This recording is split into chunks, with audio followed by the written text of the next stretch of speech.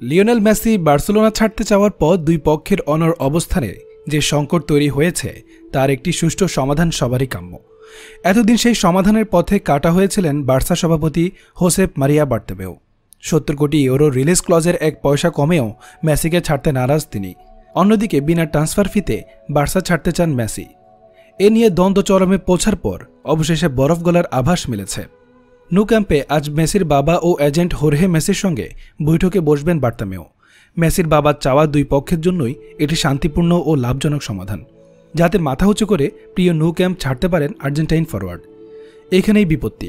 Bartomeu জানিয়ে দিয়েছেন, আজ আলোচনার একমাত্র ইস্যু হবে মেসির সঙ্গে 2 বছরের নতুন চুক্তির প্রস্তাব।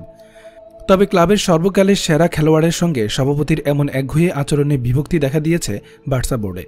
পরিচালনা পরিষদের একটি অংশ মেসিকে বিক্রি করতে রাজি করানোর জন্য প্রবল চাপ সৃষ্টি করেছে বার্তোমেউর উপর। এতে বার্তোমেউ একটু নমনীয় হলে গলতে পারে বরফ। বার্সার একাধিক পরিচালক সাফ জানিয়ে দিয়েছেন, বাস্তবসম্মত দামে মেসিকে বিক্রি করে অর্থটা দল পুনর্গঠনে খরচ করা হোক, অন্যথায় চুক্তি শেষে 2021 সালের জুনে বিনামূল্যে মেসি চলে গেলে আমসালা সবই হারাতে হবে। দল বদলের সিদ্ধান্তে অনড় মেসি ক্লাবের অনুশীলন বয়কট করায় চাইলে তাকে মোটা অঙ্কের জরিমানার পাশাপাশি নিষিদ্ধও করতে পারে বার্সা। শুধু 1 সপ্তাহ অনুশীলন না করলেই মাসিক বেতন থেকে প্রায় 12 লাখ ইউরো কেটে নিতে পারে ক্লাব। তবে তাতে শুধু তিক্ততাই বাড়বে বলে মেসিকে কোনো শাস্তি দিতে চায় না বার্সা বোর্ড। বার্তোমেউ এর মধ্যে অনেক জল ঘোলা করেছেন। ESPN জানাচ্ছে, একটি শর্তে বিনামূল্যে মেসির সঙ্গে চুক্তি বাতিলের বিকল্প প্রস্তাব দিয়েছেন বার্সার সভাপতি। প্রস্তাবটা ছিল 2021 সালের জুন পর্যন্ত কোনো ক্লাবের হয়ে মাঠে নামতে পারবেন না মেসি। এমন উদ্ভট প্রস্তাবে ক্ষিপ্ত হয়েই নাকি অনুশীলন বয়কটের সিদ্ধান্ত নেন মেসি।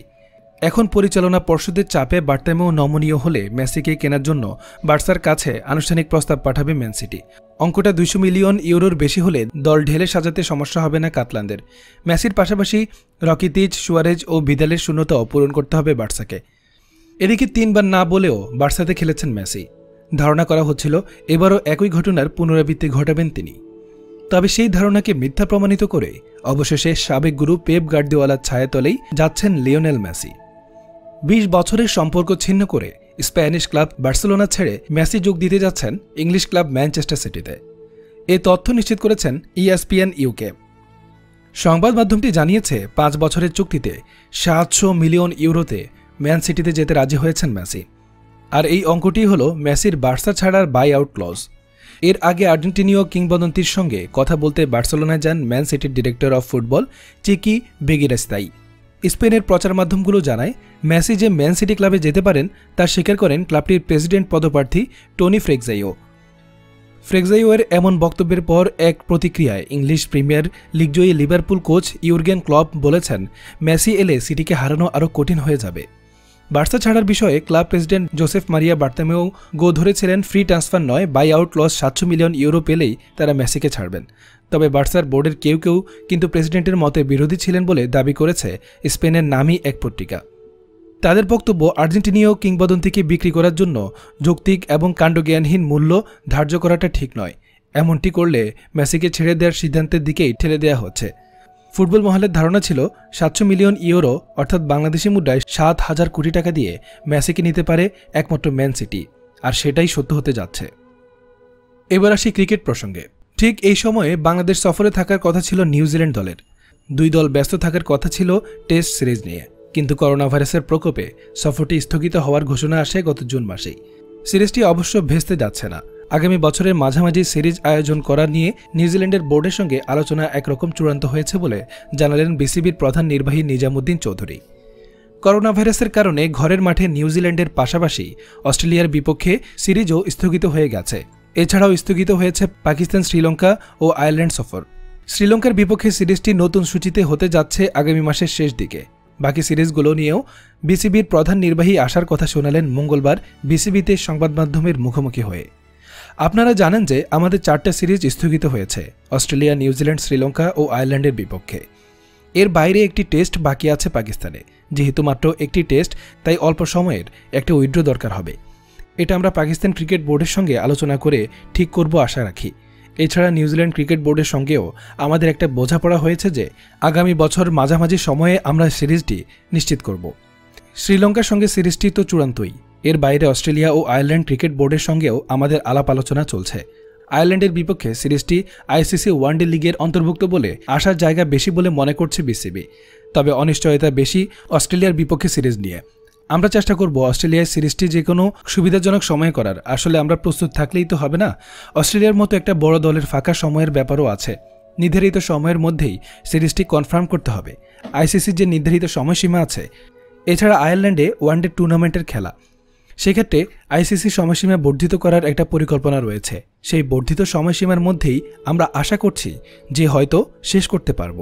এদিকে বিশ্বসেরা অলরাউন্ডার সাকিব আল হাসান যুক্তরাষ্ট্র থেকে দেশে ফিরেছেন। মঙ্গলবার দিবাগত রাত 2:50 কাতার এয়ারলাইন্সের একটি ফ্লাইটে রাজধানীর হজরত শাহজালাল আন্তর্জাতিক বিমানবন্দরে পৌঁছান তিনি। এবার 5 মাস পর দেশে ফিরলেন টেস্ট ও টি-20 দলের সাবেক এই অধিনায়ক। গত মার্চে যুক্তরাষ্ট্রে গিয়েছিলেন তিনি। সেখানে তার স্ত্রী ও সন্তান রয়েছে। এপ্রিল মাসে সেখানে সাকিব শিশির দম্পতির দ্বিতীয় সন্তানের জন্ম হয়। সাকিবের এবারের ফেরাটা একটু ভিন্ন, কারণ সব ধরনের ক্রিকেট থেকে 1 বছরের নিষেধাজ্ঞা কাটিয়ে আবার মাঠে ফেরার লক্ষ্য নিয়েই এবার দেশে ফিরেছেন সাকিব। এই সময়টা সাকিবের জন্য চ্যালেঞ্জিং ছিল। মঙ্গলবার অনেকটা গোপনীয়তা রক্ষা করেই দেশে ফিরেছেন সাকিব। এই জন্য তার দেশে আসার বিষয়টি নিয়ে বেশ কয়েকদিন ধরেই ধোঁয়াশার মধ্যে ছিল। গণমাধ্যমে খবর প্রকাশ হয়েছিল যে 31 আগস্ট দেশে ফিরবেন তিনি। এরপর থেকেই তার দেশে ফেরা নিয়ে একটা বিভ্রান্তি তৈরি হয়। বিদেশ থেকে আসায় সাকিবের এখন করোনা পরীক্ষা করা হবে। এই সময় ঢাকায় নিজের বাসাতেই অবস্থান করবেন তিনি। পরে অনুশীলনের জন্য বিকেএসপিতে চলে যাবেন। সেখানেই ব্যক্তিগত উদ্যোগে অনুশীলন শুরু করবেন সাকিব। সেখানে তার অনুশীলনের জন্য বিশেষ ব্যবস্থা করা হয়েছে, কারণ নিষেধাজ্ঞার মেয়াদ শেষ হওয়ার আগ পর্যন্ত সাকিব বিসিবির কোনো সুবিধা নিতে পারবেন না।